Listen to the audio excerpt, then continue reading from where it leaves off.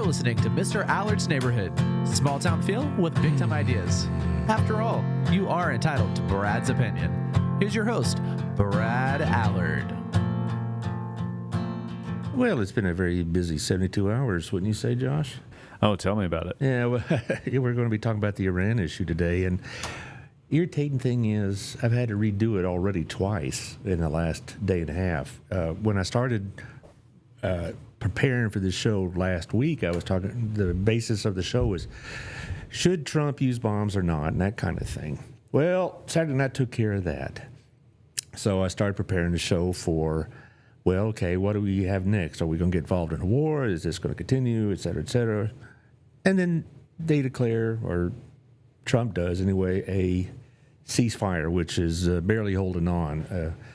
Some my respondents were thinking I was a little bit too quick when they were talking about my optimism for a ceasefire. Well, there is a ceasefire, but is it going to last?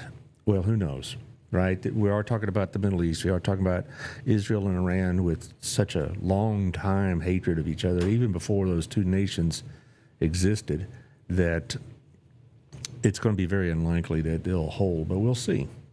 And so as far as the sponsors, again, this is my view, not particularly their view. They may or may not have this view. I appreciate them allowing me the opportunity to come on here and express my opinion, but I don't expect their opinions to be my opinions and vice versa. So there you go. So we're just going to go ahead and jump right into it.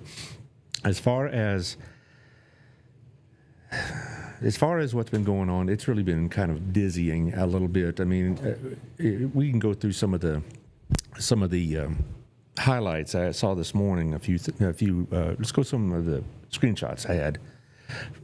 Some of these things, are coming by so rapidly that, even now, the screenshots from about 2 hours ago may not even be valid anymore. But here's one that got a lot of people's attention. Trump lashes out at Israel and Iran as fragile truce is tested. It very much is tested. Now, what happened is that yesterday, about 6 o'clock Eastern time, J.D. Vance gets on Fox and with Brett Baer and says, we have a ceasefire. Okay? And it really wasn't confirmed by either side until the Iranians confirmed it around 10 o'clock our time that, yeah, they're going to cease firing. But they did lob a couple of missiles into Israel. Israel, on the other hand, lobbed a bunch into Iran up until the deadline at midnight. That's when it was going to take effect. Now, people were indignant that they were continuing to bomb up until a deadline. Well, that's not uncommon. I don't think it's great, but this is what happened, for example, in World War I, when they were going to end the war at 11 o'clock on November 11th of 1918, and they were bombing each other right up until 10:59, literally. All right, so the point is that this is not unprecedented that they would bomb right up to the deadline. Now, apparently, I got another screenshot. Apparently, Trump was very upset by that. In fact, I got a video clip of that in a minute. Well, let's look at the other screenshots. We have, here's from Washington Post, Israel, Iran enter shaky ceasefire. Basically that he basically, in this one, it says he warned Israel specifically to stop striking Iran. Okay, because, and you'll see in the video clip I got in a minute, he's very upset with Israel. Also, I have another one, I believe, from the newspaper. This is from the Wall Street Journal. Trump scolds Israel, Iran as ceasefire teeters. As of, well, I'm discussing it now, 11:05, it is still holding, but I could imagine tomorrow at this time it may not, because, like I said, these people have been going after it for a long, long time, as Mr. Trump so eloquently put it this morning. Why don't you run that video clip of he's leaving the White House to go to a NATO summit, and he's walking towards the helicopter that takes him to Edwards Air Force Base, and he had this to say.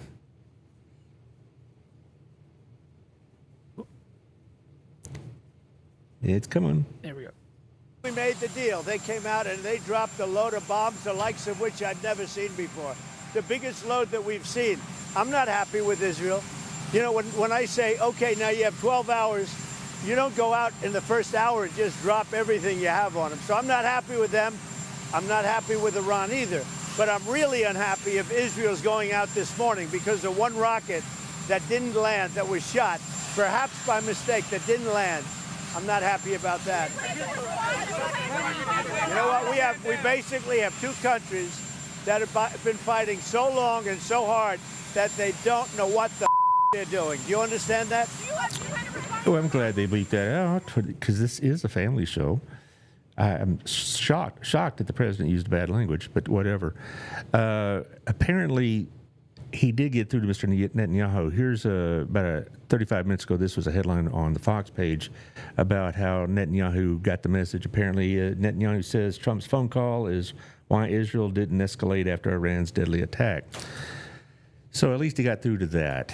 But, yeah, I can imagine his frustration between the two because I do believe that there was an agreement for a ceasefire. I just think what Trump had in mind and what Israel and Iran had in mind may have been two different things. And maybe Trump was a little bit quick to announce it like he did on the news, but why not? You know, who knows? But there it is. Trump says Trump's phone call is why Israel didn't escalate after Iran's deadly attack. So there we are right now. And I'm going to make a few caveats, so to speak, about what I'm going to say in the next few minutes because I want to make sure, we understand where I'm coming from. I mentioned on the last time I did a commentary show, I was not going to be captive to MAGA or anti-MAGA thinking. I was going to try to address these things as they are, not from a strictly partisan viewpoint. So my criticisms of Mr. Trump in the previous shows, I stand by them still. I do believe that the way he's handled the tariffs has been too chaotic, and I do believe it's well past the extension of powers given to him by Congress about 55 years ago. I also stand by the fact that there are other aspects of his governing that are too arbitrary, such as with immigration. Today we're going to go after farm workers, tomorrow we're not, the next day we might. This kind of back and forth routine. I had criticism on my last one. I got it in both occasions, particularly the last one on the No Kings rally and whatever. I got some pretty pointed comments and probably lost a few viewers, but that's okay. It is what it is. But I'm just saying that doesn't mean I'm going to reflexively be anti-Trump just because it's Trump. And I think a lot of the commentary that I've been reading, and some I saw on Facebook and such, but also in the national media and whatever else, I think a lot of the criticism was strictly because it was Trump doing this. Yeah, and in fact, one of the points I'm going to make is Mr. Obama was much more active in this area than Trump ever has been. And that the critics then were pretty quiet. Now, I'm not really big into both sidesism, but sometimes it is valid. Sometimes it is valid because I think we need to understand that what Mr. Trump did this weekend certainly is nothing that hasn't happened before. And in fact, I'll make a couple of points about Mr. Trump. He's been saying this for 10 years. We remember that famous elevator ride down, which is 10 years ago this month. And most people remember that speech for its anti-immigration part of it. But there was two other parts of that speech, too. One was about tariffs and having to deal with China and can't let Chinese trade take over and that kind of thing. But another part was Iran can't have a nuclear bomb. He's been saying that even before he was a candidate for president back in 2015, but all throughout his candidacies and all throughout his presidency in the first term, he was very explicit on that one point, that Iran can't have a nuclear bomb, which is a point I agree with. Some of us that are a bit older, the older coots that remember our history with Iran, know that Iran are not the same as the Soviets were. The Iranian government is not a group of rational actors.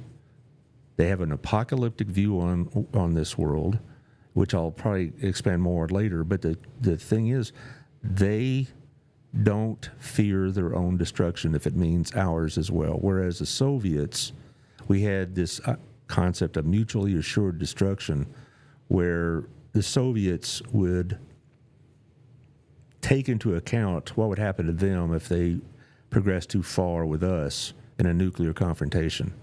The Soviets were committed to the communist system, outlasting them even. The Iranian leadership embraces martyrdom. The Soviets didn't. Neither do the Chinese, for that matter. But the Iranian leadership embraces and encourages martyrdom. Now, here's another point I want to make. When I talk about the Iranians, I am not talking about the Iranian people. They are not our enemy. The Iranian people suffer under this Iranian regime, and many, many of them have been executed or imprisoned for their opposition to it, or exiled. There's what they call the Iranian diaspora. In other words, there's Iranians all over the world that have been either exiled or they left on their own to escape this regime. And so the Iranian people are not our enemy. And it's unfortunate that so many of them are going through what they're going through now because of their leadership. And the idea that maybe they'll rise up and overthrow the Ayatollah and overthrow this leadership, I think is daydreaming. For one thing, it's not a Second Amendment country, so they don't have the wherewithal to rise up against the Iranian government. Second of all, the Iranian government has no compunction whatsoever against shooting and killing its own citizens. There have been several uprisings in the last 15 years, a very large one in 2009, which Obama sat on the sidelines for after all his rhetoric, and hundreds were killed. They had one last year where several dozen were killed in protest of a woman being executed for violating the moral code that they have. And so the Iranian people are not our enemies. The idea that we're going to be friends with them and all this other stuff, that may be a bit optimistic to say the least, because there's a lot of water under the bridge. But the Iranian government is really what's driving this. It isn't similar to other countries in our opposition to them, because the people themselves are not the problem. Now, back to what I was talking about with about the nukes. They can't have nukes. Trump again said it over and over and over again. 2016 was a major issue that he was not the only one talking about how the Iranians cannot have nuclear weapons. Run that tape, if you would, on candidate Clinton, please.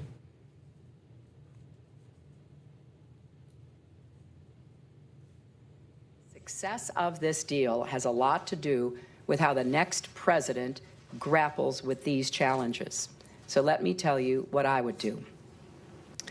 My starting point will be one of distrust. You remember President Reagan's line about the Soviets, trust but verify. My approach will be distrust and verify. We should anticipate that Iran will test the next president. They'll want to see how far they can bend the rules. That won't work if I'm in the White House. I'll hold the line against Iranian noncompliance. That means penalties even for small violations.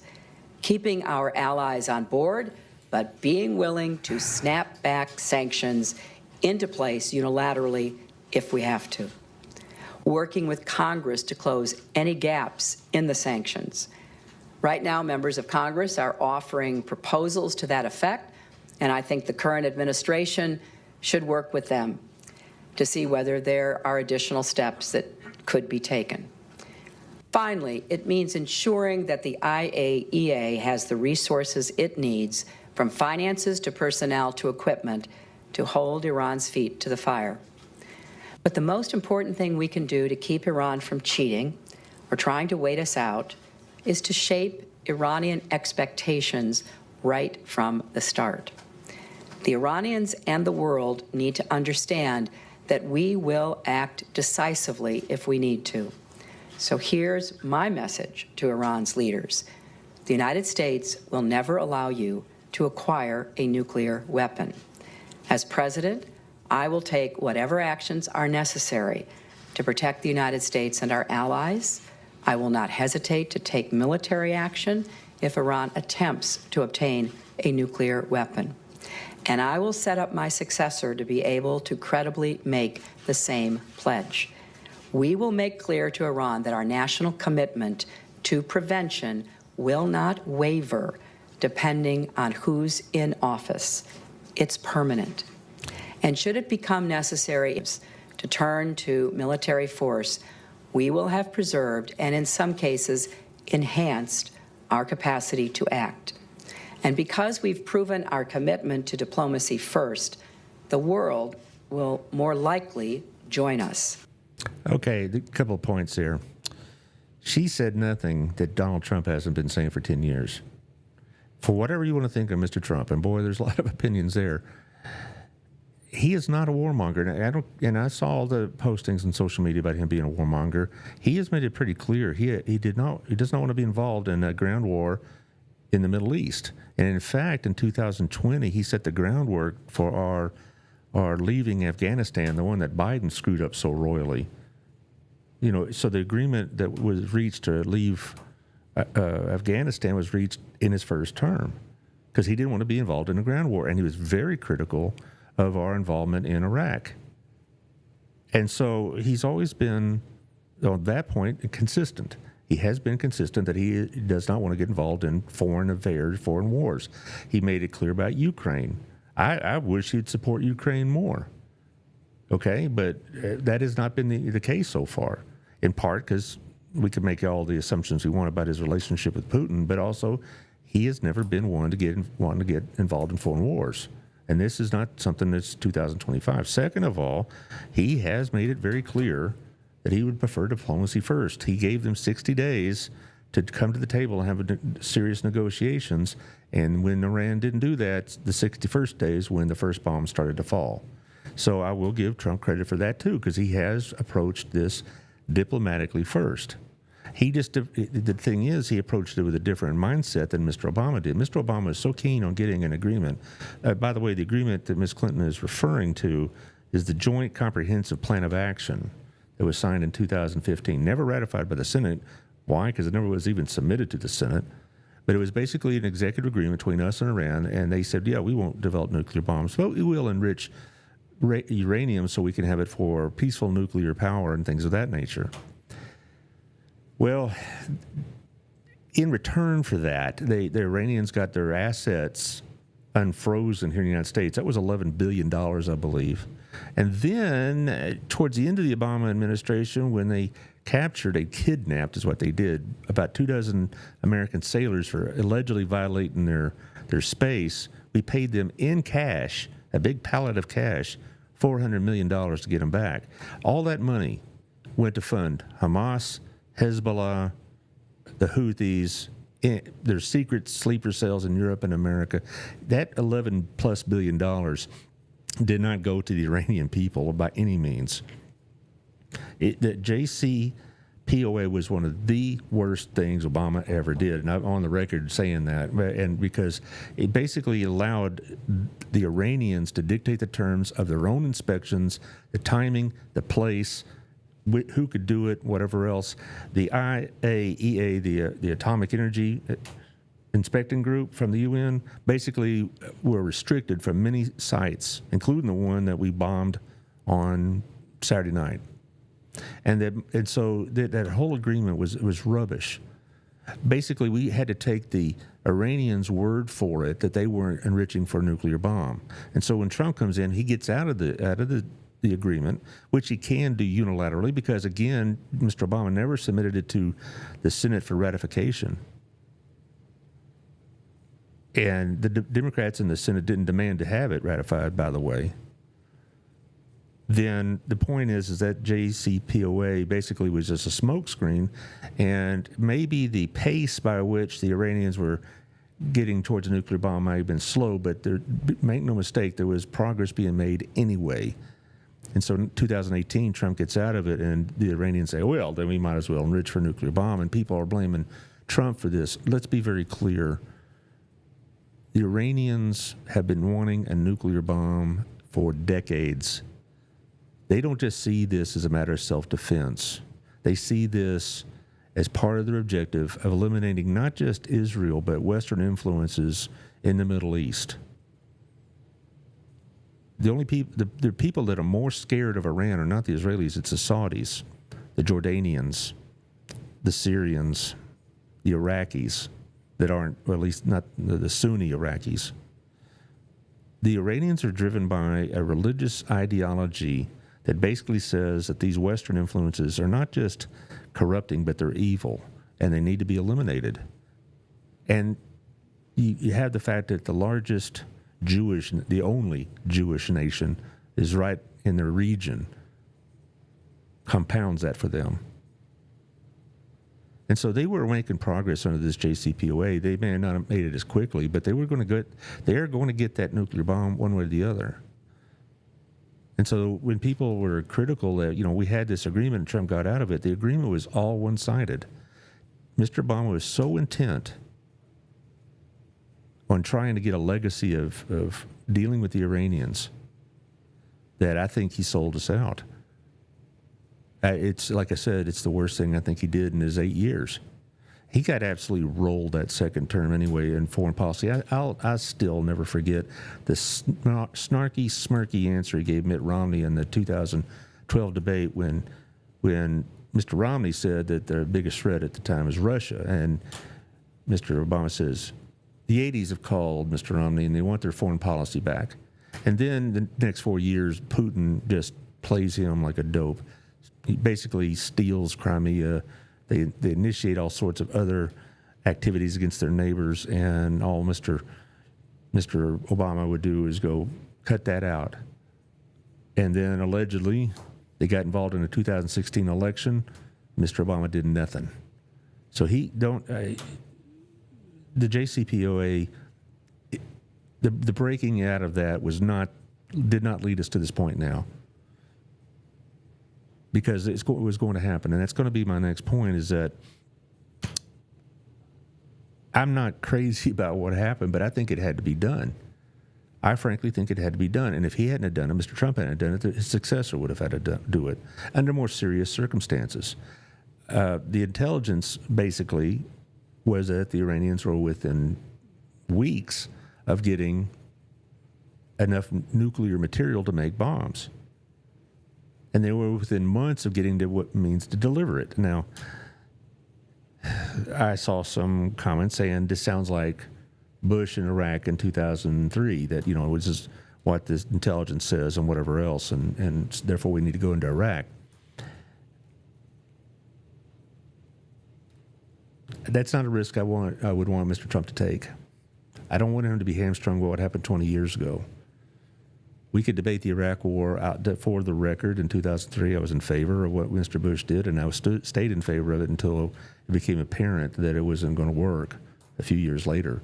But the point is that the options that we're facing Mr. Trump was the evidence he was getting from a lot of sources, not just American sources and not just Israeli sources, but they were on the verge of having both the material and the delivery system. Maybe not to reach America, but certainly to reach Tel Aviv or Riyadh or Cairo or Amman in Jordan. They would have been a threat to all their neighbors. And plus the fact that they could transfer some of that technology to the Houthis, for example, in Yemen, or to Hezbollah in Lebanon. That's a very frightening thought. So that's why I think Mr. Trump did what needed to be done. Had Ms. Clinton been president in 2016, I don't know if she would have done what needed to be done, but I know Mr. Obama didn't do it, and I surely know Mr. Biden didn't do it. I don't even know if Biden paid any attention to Iran at all. Now, Mr. Trump may be distasteful to a lot of the audience or to a lot of this, to the American people, but again, you need to evaluate the action, not just the man. And I'll reiterate, I think a lot of the criticism was anti-Trump more than anti-bombing Iran or something along those lines. But we need, again, I want to bring this up one more time, you need to understand the mindset of the leadership of Iran. They see the atomic bomb as a fulfillment of what their destiny is given to them by their understanding of the Quran and Allah, etc. And the enemies that they would use it on isn't just the West. It would also be the non-Shiite Muslims. The Shiite-Sunni hatred for each other is epic. a lot of people who don't really pay a lot of attention to this and whatever else think all Muslims are more or less the same. That's not true at all.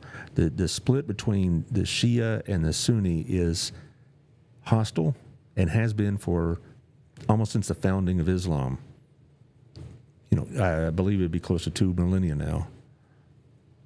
Well, I'm not sure exactly when. I think it was in the 600s, if I remember my history right. But the split started even near the beginning of it, after the death of the Prophet, and therefore, this is a centuries-old hatred for each other. So it wasn't just the Israelis that were petrified of an Iranian bomb. The Saudis were, definitely. The Omanis, the Qataris, on and on and on. And so, I'll say it again. I think Trump did what he needed to do. Now, as far as what about the War Powers Act? Okay, did he need congressional authorization of this? Let's make this point clear. Pardon me. To do what Trump did, a one-off like he did, most constitutional scholars say that is within the powers of the presidency to act in emergency capacity. And Mr. Trump decided that the approach of a nuclear bomb by a hostile enemy dedicated to our destruction and everybody else's around them constitutes a national emergency. Okay? And so I have taught in my class for years how presidents have abused their war powers. And I still believe that to be true. But I don't think a one-off means of protecting the American people, as Mr. Trump saw it, violates the War Powers Act. What the War Powers Act is supposed to do came in the aftermath of Vietnam, where we had been fighting that war. This was passed in 1973, and we've been fighting that war or been involved in for 15 years without a declaration of war. It basically said that when we have a hostile action, the president has 48 hours to notify Congress, which he did. Afterwards. So, after the bomb, they sent a letter to the leadership of Congress. After that, he has 60 days after moving troops into a hostile situation to get congressional authorization. Failing to get that, he must remove the troops within 30 days. A couple of examples of the War Powers Act being used. 1991, when George H.W. Bush used it to gain permission to liberate Kuwait from Iraq.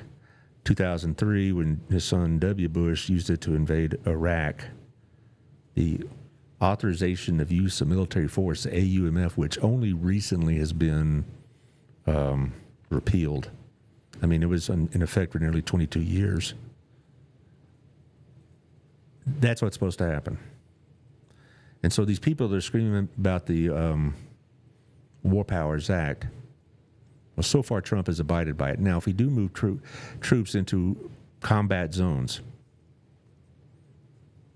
then he's supposed to get congressional authorization. I don't think he's going to do that. And what's on a side note, what most people don't realize is that we've been fighting a naval war with the Houthis in that Straits of Hormuz for almost 3 months now. And nobody said a word about that because why is keeping the oil lanes open? You have not seen anybody try to initiate the War Powers Act about that, even though we've had the Navy responding to Houthi missiles in kind and leveling a lot of their whole hideouts in Yemen. You don't read about that hardly at all in the paper. Hello, Mr. Ash. How you doing? How am I doing? Fine and dandy, I guess. How you doing, Josh? Hanging in there. You getting enlightened here? Just doing some research. Yeah, I see you getting some notes. Yeah. Okay. Will this be on the test later? Yeah, we'll see. Okay. Now, if you want to see a real violation of the War Powers Act, let's go back to 2011. In 2011, Libyan rebels invaded our embassy at Benghazi. In 2017, roughly, about Benghazi. Not 17, what am I saying? It was 2013, after Ms. Clinton was no longer Secretary of State. we prosecuted that war not just in a one-off retaliation against whomever the Libyan rebels were. That lasted 8 months. And not one time did the Democrats insist on having the War Powers Act invoked. Not one time did Mr. Biden ever consult with Congress about it. He consulted with NATO or the UN, but not with the U.S. Congress, as according to the law. And the reason why, there's a good article that came out a couple of days ago with George Will, who basically was critical of Mr. Obama coming down from Olympus, as he said, to kind of lecture us about how we're getting to be autocratic and all this other business. And I'll just quote directly from him because he says it better than I do. On Tuesday, Barack Obama descended from Olympus in his usual lecture mode, solemnly sharing his worries about Washington tendencies consistent with autocracies. Obama is and was a situational Madisonian. He rewrote immigration law after repeatedly and correctly insisting he had no legitimate power to do so. And he intervened in Libya's civil war by waging war there for almost 8 months without seeking congressional authorization or complying with the law. And so he'll go on to talk about how he didn't even bother with a lot of this, a lot of this a lot of this process of the law. He just basically conducted it. And basically, when Republicans said, "What are we doing here?" they defined hostility, the attacks on Libyan rebels, as not at the level of hostilities. And so, in other words, they redefined what war was. They called it, if I remember, a kinetic action. Therefore, it was not subject to the War Powers Act. That definitely is a euphemism, to say the least, to call it a kinetic action. All right. Now, I'm not trying to say that, Mr. Trump is right or wrong. Well, let me rephrase it. I am trying to say that I think Trump is right in doing this. And I'm not trying to make a deal about, well, Obama did worse, therefore Trump is allowed to do it. If Obama can't do it, Trump can't do it either. My point is the level of hypocrisy is so staggering that part of Congress, that it just really drives me crazy. Because, Nancy Pelosi went to the mat defending, as Speaker of the House at that time. No, she wasn't Speaker of the House. I'm sorry. She was the Democrat minority leader at that time in the House. She went to the mat defending this action. And when she was asked that was the president authorized to do this, she said, absolutely. And that's a quote. And we were there 8 months, like I said, bombing Libyan targets. And it resulted in the assassination, eventually execution, I guess, of Muammar Gaddafi, who's no friend of ours and a very unpopular figure. And Libya is just a basket case now. And it probably would have been anyway. But I'm just saying it was a disaster. 2013, Obama makes this proclamation about the red line, about Syrians using poison gas on its own people, in which crossing that red line would be a real serious issue. And the Syrian government under Assad did just that. So Mr. Obama goes to Congress and says, I want authorization to go bomb certain sites in Syria. And he didn't get it. Okay, this is the American, the Congress, the House was run by Republicans and the Senate by Democrats at the time, but he did not get the authorization. So he bombed them anyway. He bombed these sites anyway. Now, I don't remember myself getting all worked up in a froth about him bombing Syria. But I would ask the listeners, which was a greater threat to the United States directly? Syrian poison gas that he uses on people, or potential atomic weaponry that the Iranians will use on us or anybody else around us? Oops, I dropped my phone. There you go. And so all these things I'm talking about is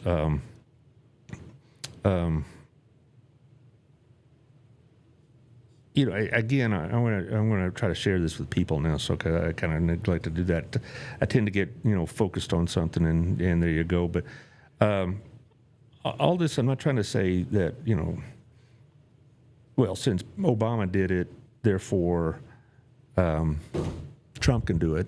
All I'm saying is this was a very difficult decision to make, and the option, we had two options basically. to allow the Iranians to keep progressing to a nuclear weapon, and then we'd have to deal with a nuclear Iran, or we do what we did Saturday night. And people are worried about retaliation by the Iranians. That's always been a possibility. There have hit squads out for several members of the American leadership, including Mr. Trump before he was president the second time while he was still a candidate. As far as terrorism activities, as far as bombings, things of that nature, that's always going to be a possibility. And people say, well, we don't have a fight with Iran. Yes, we do.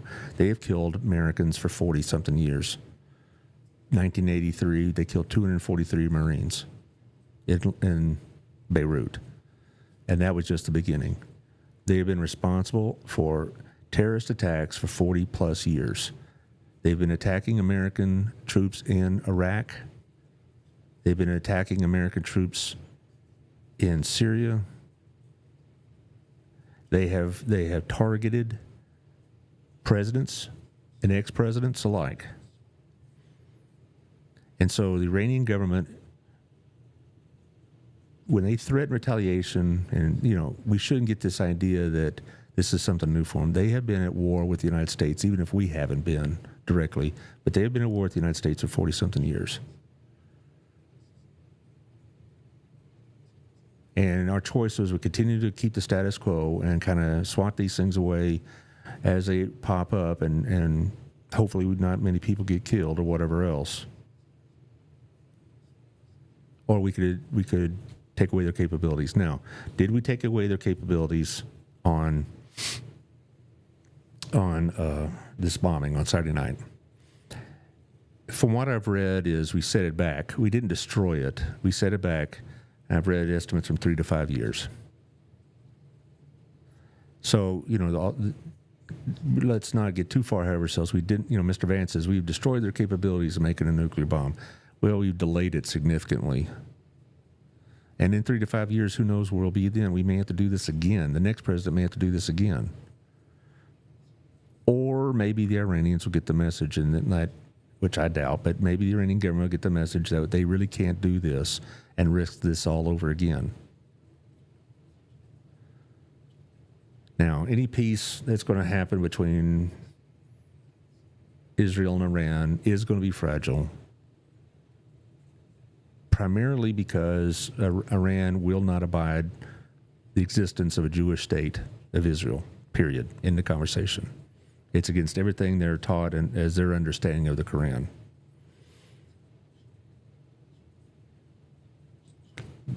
But that doesn't mean we can't deal with them in this manner. The Iranians won't listen to rhetoric. They have, in all these negotiations over the years, they have obfuscated. That's a word I shouldn't use. Obfuscated. That's a good one. They have lied. They have dragged their feet. They procrastinated. They've found reasons not to comply or some technicalities and whatever else. While they rope-a-doped us basically until they got to this point. Now, I'd say to the people that are opposed to this, I understand why you are very unhappy about this. Nobody really enjoys going and doing this kind of activity, a warlike activity. You have to be kind of mentally imbalanced to enjoy what happened Saturday night. All right, no one enjoys that. But I would ask my Democrat or at least my friends that have a real problem with what Mr. Trump did to consider the options.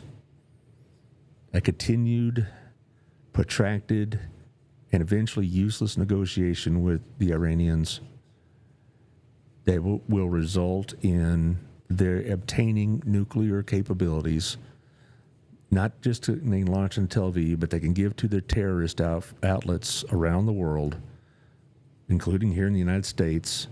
They could smuggle in a nuclear bomb and plant it right in the middle of Times Square or something like that. Is that the kind of situation we want to live under? That kind of threat of nuclear blackmail. For us older people who remember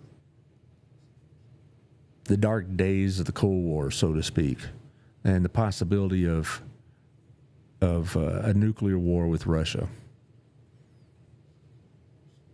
this is more, has more danger to it than that. Why? Because again, like I mentioned earlier, the Russians may be communist fanatics, but they're not martyrs. They wanted their regime to last for 1,000 years, and so they were going to preserve that. Martyrdom is to be embraced. Do you know why they don't have bomb shelters in Tehran? Because they see that as an acknowledgement that Allah won't protect them. And so when the bombs started dropping, their interior minister said to people in Tehran to embrace martyrdom. That's a quote. That's the mindset. And you can't deal with somebody who's willing to die to kill you. You're not going to make any deal that's going to be acceptable, because if they're willing to destroy their own country in order to destroy ours, the Iranians would do it every day and twice on Sunday, because they think that the martyrdom will get them into paradise and win them Allah's favor.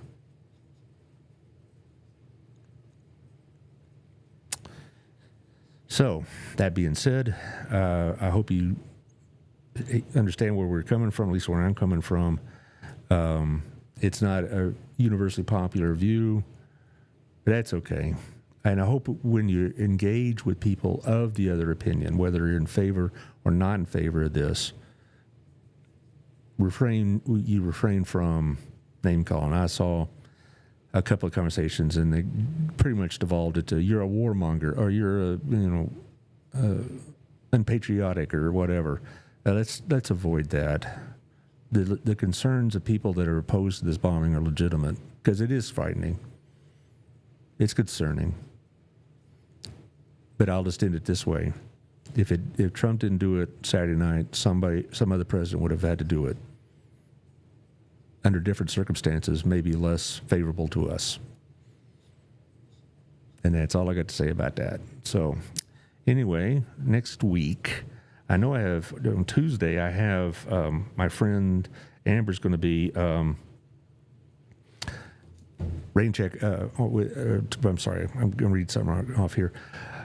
I have Amber Case on Tuesday, a week from today, talk about the Harvest House. Monday, I have a guest, but they told me right before the show that they're probably not going to be able to make it, so I have an open date, and I don't know. I'll try to find a guest for that point.